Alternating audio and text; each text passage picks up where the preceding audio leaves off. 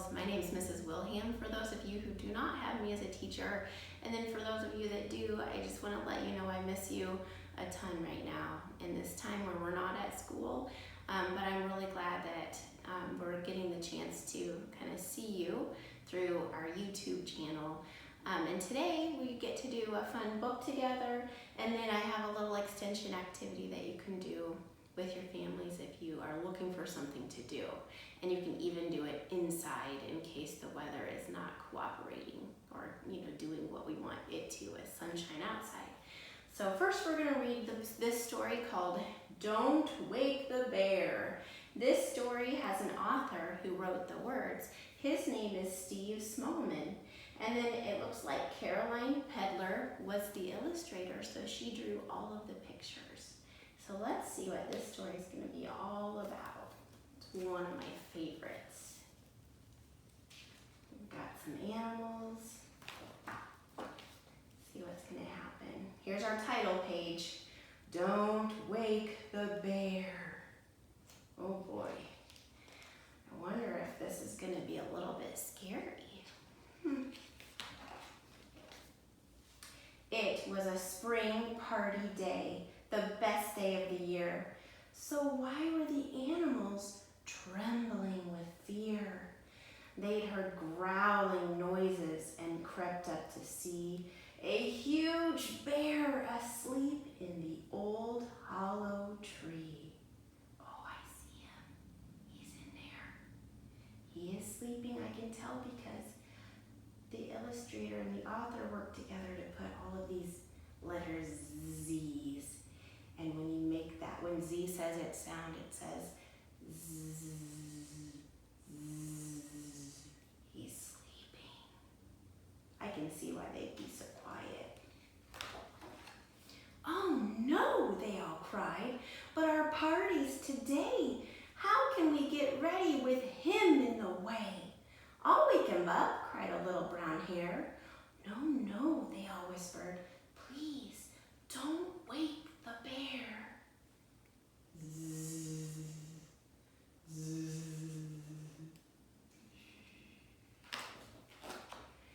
Bears, Badger said, are enormous and hairy. If you wake them up, they get angry and scary. We still have our party, though, if we take care. Be as quiet as mice so we don't wake the bear. They haven't woken him up yet. They're being very quiet. So they tippy-toed off without making a peep to get party things while the bear was asleep. And the ants carried wibbling, wobbling stacks of dishes and saucers and cups on their backs. And the bear is right there. I can see him sleeping. Zzz. Oh my. Looks like quite a party. Badger brought in a huge, yummy dessert. Then he tripped and it fell with a splat in the dirt. Oh boy, I see the letter Z, Z, Z's, but then when he trips and falls, it looks like there's a new sound.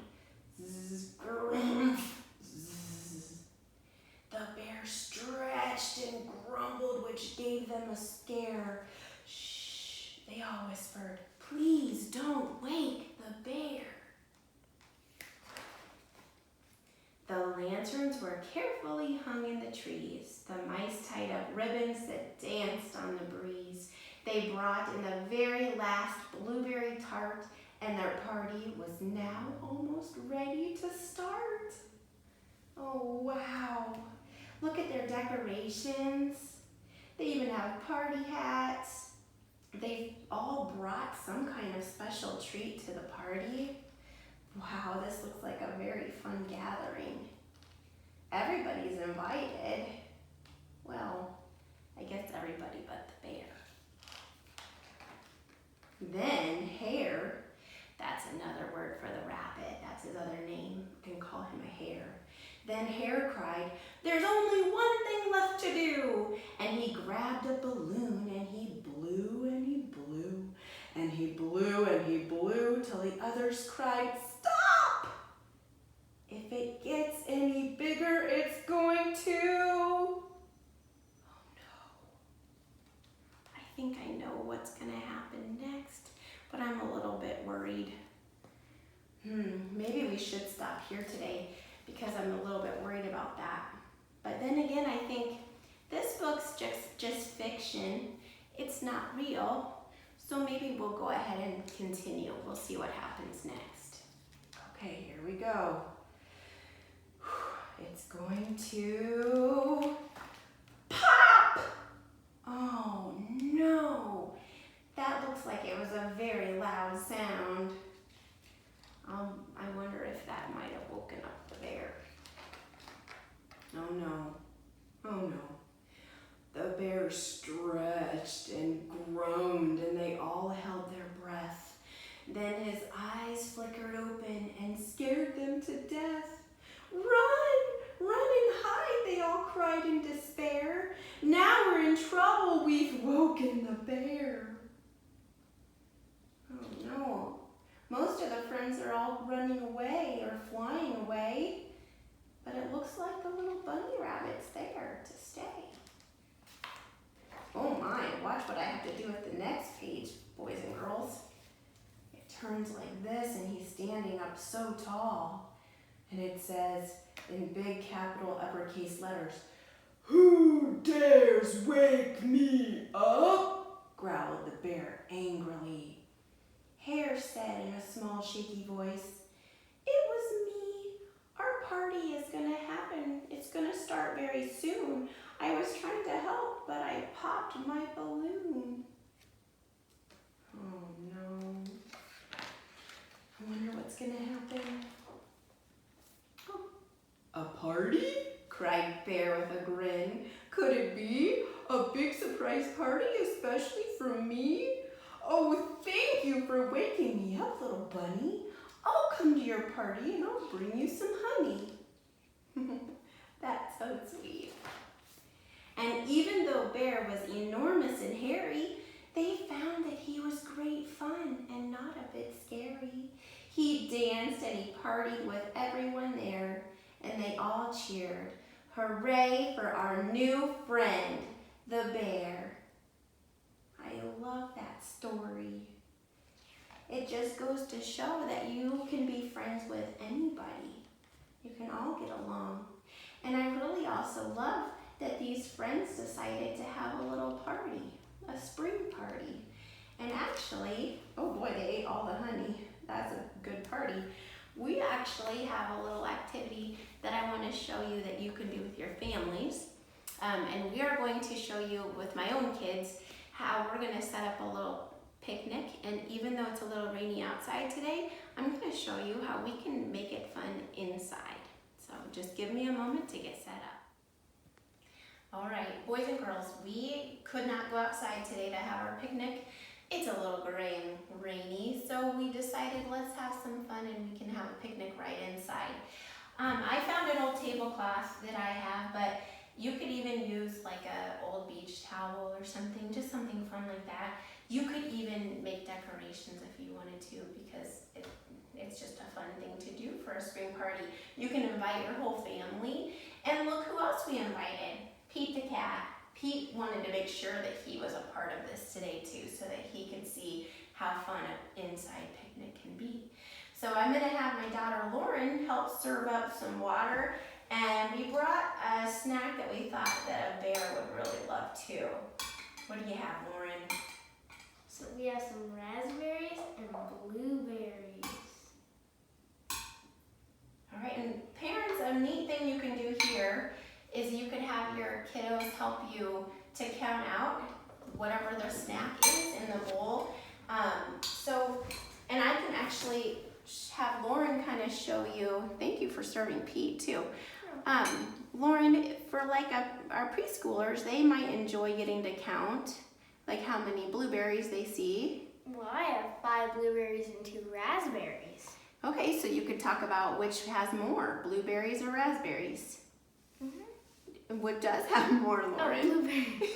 And then if you wanted to do it a little bit more, you can talk about how many would we have if we added up all the blueberries and the raspberries together. So games like that. I no longer have a little teapot in our belongings because Lauren she's growing up, but we had a measuring cup, so we could use that with a little water, and your preschoolers would have a lot of fun just getting to pour, and luckily water doesn't usually do too much damage. So again, just getting a chance to use those little muscles to help make this picnic a lot of fun too inside. So we are gonna enjoy our food, and then I have one last thing I want to show you. No picnic or party is complete without a game. So I will be right back in just a moment, and I will show you what we can do to have a little fun inside. All right, in today's book, the little bunny, our hare, had a big red balloon that he blew up, and it eventually popped, but I'm kind of glad it did because we got to see that everybody got to be invited to the party, and they all had a really great time. So I wanted to show you an idea that you could do at home, and you can even do this inside if it's rainy. And so I have a red balloon. You can have any color balloon, but do be careful if you have a little brother or sister. We have to remember that balloons are not for babies. They're just for the big kids. So we'll take your balloon, and then your parents might have to help you with this part, but I have been known to do a couple painting projects in my house, so I have a couple extra stir sticks lying around. We also sometimes eat off of paper plates, so I was just going to use a paper plate and then the paint stick and then some duct tape. We'll kind of put it together, and I'm going to try to create a paddle. Sorry, I should have an advertisement for this Gorilla Tape because it is really, really strong. All right, so I'm gonna make kind of like an X with my tape to hold this down. Lauren's pouring a little bit more water. She's still picnicking over there with Pete. Okay, let's see here. And then I might put one more at the top, kind of hold it down. And then another neat thing, if you have a brother or sister or a mom or dad or someone that wants to play with you, you can make a couple of these. And then you just take this and you just try to see how many times you can bounce it up and down before it hits the floor. And then again, you can play with a friend. And moms and dads out there, and brothers and sisters, you can help your preschooler counting and see how high you can get, what number you get to before it hits the floor. So just another way to promote those counting skills in your preschooler, and also some fun gross motor skills as well. So we hope you enjoyed our post today, and we'll look forward to seeing you next week. Thank you.